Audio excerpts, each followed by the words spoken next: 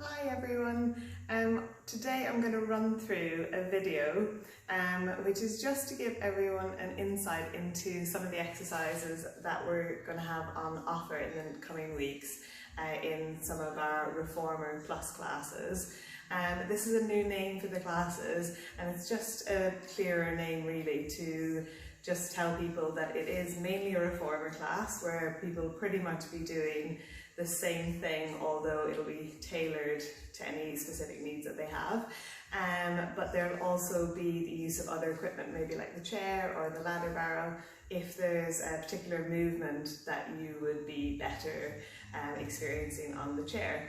So but today the exercises that I'm going to go through are just going to be on the Reformer, and again it's just so that you have an idea of what you can have a go at when you come into the studio, and we'll try and keep this exercise program going for a few weeks so that you can build confidence with it and get experience of more variability within it, and maybe challenge yourself week by week as you are more familiar with it. Okay, so with the, maybe as well, if you've been coming to the studio sessions and practicing from the last video, some of these exercises will look familiar but slightly different. So the warm-up's going to be quite similar, but in a different setup. So we'll have no springs at the start, and we'll just have the carriage down at the end so that you can be inside the Reformer. And then we'll just start as before, where we open up our shoulders and get a little bit of motion as well in our hips.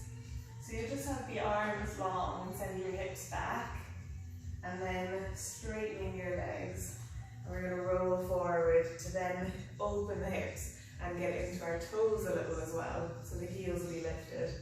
And then we can just press back to round the spine and then drop into that position again. If you've long arms, you can be a bit further up the arm and just drop into that in the same way. So just go, spending about a minute just flowing in and out of that position. And then from there, when you're in that position, you can do like a walk in place where you'll have both legs straight and then bend one knee and straight and keep the other straight, and then bend the other. And you can look under your arm here so that it really gets into the side of your ribs and into your hip. And again, just spend about a minute here, just going about 4 or 5 repetitions on each leg, and then into the other, into a plank for a moment, and then back. But again, a teacher will guide you on the repetitions on the day. And then just before we go into sitting down, you can just get this at a different angle where the feet will be twisted towards the window or towards the side at about a 45-degree angle, and then you're just going to be sitting back, and this just gets into again the side of the arm, the side of the hip, and you try and straighten the legs and roll forward into like a plank with a twist. And you can just roll between those for about 5 or 6, and then spin the legs, and then roll on that side. And you just feel into any tightness and just try and nudge into it so that you open it up, and it gives you a bit of freedom for when you get into the session. So then the next movement is similar to what we've been doing. It's working on getting some rib cage mobility and hip mobility. And it will start off with an exercise that we call like the beach lounger, where you just rest your hand or your forearm on the apex, and you'll be pressing out and just reaching, like you're reaching to the end of like a beach lounger, and then opening back up, opening up the front of your chest. So we'll keep the foot pretty low, and then go through about 6 or 8 of these. It can really be good for people who've been at the desk a lot, for getting into the back of the shoulders and the front of the chest, and getting that hip to open as well. So we go about 6 to 8 of those, and then we go into the side body. So this is more like a goalkeeper position, a big stretch out to open up the side of the body. And take it easy for the first few, just finding one side and then the other. But again, the teacher will guide you on those kind of cues. Try not to go out too hot, because there'll be some other variations that if you're feeling up for it, we can add in and give you a little bit more challenge. So with that one, the goalkeeper, we start off really easy, okay, and then usually one of the challenges is to start to bring the arms a bit closer, and then if you're feeling confident with it, if that's how your body's going on that day, you might also start to bring in some other directions of movement through the body. But again, there'll be somebody guiding the whole session. So after you've done those, it can be really good to just stand up and go through a couple of roll downs. So we'll go through a few of those to rest, and then just breathe and recover. And then from there, we're going to take this apart, pop that underneath, and we'll switch this up to be this kind of longer curve down here. Okay. And then we're just going to switch onto a blue spring, which is really light. And then you'll shuffle down so that your back of the pelvis is just on the arc. And then we're going to do some core work here. So with this, it'll be for about 40 seconds of practice, and then about 20 to 30 seconds rest, where we're going to start just holding one leg, elbows wide, and lengthening one leg out. So really easy. And then the work starts when you start to let the toe come off, and you can just challenge that more and more by lengthening that leg away and using it more and more to carriage. And if that's feeling really easy, like if you can keep your ribs settled on the arc, you can have either one hand up or both hands up, and you're just trying to keep this like dish shape. About 40 seconds, that's usually about 10 repetitions, and then you can just rest back, really relax in between sets for about 2 or 3 breaths, and then you just go on the other side. Now you can do 2 on each side, or maybe 1 depending on how you are at the time, depending on how much that's taken out of you. And then, or you could do 2 on each leg, and then both legs, where you're still trying to keep this shape. And just getting your breathing with that, so like a breath out can really help to get the core supporting you, but everyone's a little different, so have a play with that. So that's going to be the core work, and again just having time in between to lie back and open up your spine. After that, we'll take the spine corrector off the arc, and we're just going to go onto 1 red and 1 blue. Again, the teachers will guide you, because some people go a little lighter, some a little more firm to support you. We're just going to have a lie then on her back and go through some of the bridging work similar to what we've been doing in the last few weeks, but if you're new to it, it's absolutely fine as well. What we'll be trying to do here is just stand down into the jump board and just lift the hips up so we get as high as we can go with our hip extension. You can always use your hands to get you into that peak position. And then you're just going to try and go for a full stand out, tall as you can be, and then coming all the way back in as far as you can get, and then just relaxing down.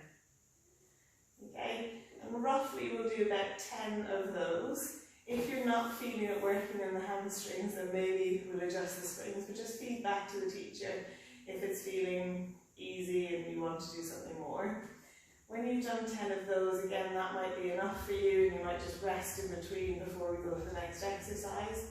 But if you feel able for a challenge, what we'll try and do is somewhere between 1 and 3 sets of 5 single leg, where you'll have 1 leg up, fully straighten, and then come back in. So 5 in and out, challenging yourself to be as smooth in and out to the stopper as you can. So 5 of those. And on the last one, you can use the leg to support you or roll down. in between each one, it can be nice just to go into like a frog position and just stretch in and out just to catch your breath, let your muscles recharge so you're ready to give the next exercise a good go. And then from there, the hamstrings are probably quite tired, but we're going to go on to some feet and straps. So with this, you can start off as easy as you feel you want. So often it's good just to allow yourself to settle and get used to the feet and straps. So you might go up and down with the legs a few times, or in and out with the frog. Depending on the group, the teacher's going to give you a variation to get you started, depending how everyone's doing. Once you've got settled, you might either go through several different variations of feet and straps, getting into different parts of your hips, maybe with some circles or some various knee bends. But if you feel okay today and you want to try short spine or some spine rolls, then you'll be guided through some spine rolls in the class. One of them would be like the short spine, so the legs would go up and over, bending the knees, and then rolling your way down. And that's part of the spine massage series, so it really is about getting the spine massaged against the carriage as you move through. And the teachers are there to observe how you move and then give you feedback so that you can get the most out of it. If that's a movement that doesn't feel good for you as well, we'll be around to give you other movements that get you massaging your spine against a surface, so you can get the same stimulus but maybe not in such an upside down position, which can be daunting if you haven't done anything like that recently. So there'll be some feet and straps, and then we'll come up from there, take our time just to get settled again. And then the next movement is going to bring us into some more hip opening in kneeling. Okay, we have two different options for this, or three really, but that's going to involve the box. Okay, or the first one involves the box. So if you're really unsteady, then sitting on the box is the best option. If you're just new to it and slightly unsure, then kneeling in front of the box is your option. Okay, so you'd be here. If you feel confident but you just want to have it there, you can have the box there but move back. Again, the teacher will be here to guide you so that you've got a variation that's best for you.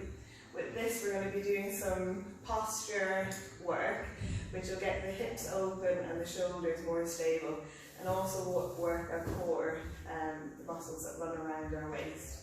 So the movement that we're going to be going for is a big stretch of the arm across your body, and then you'll be pulling that arm back, or that thumb back to your wrist, and you can just let the shoulder, you're just wanting the shoulder to open up as you look over that shoulder.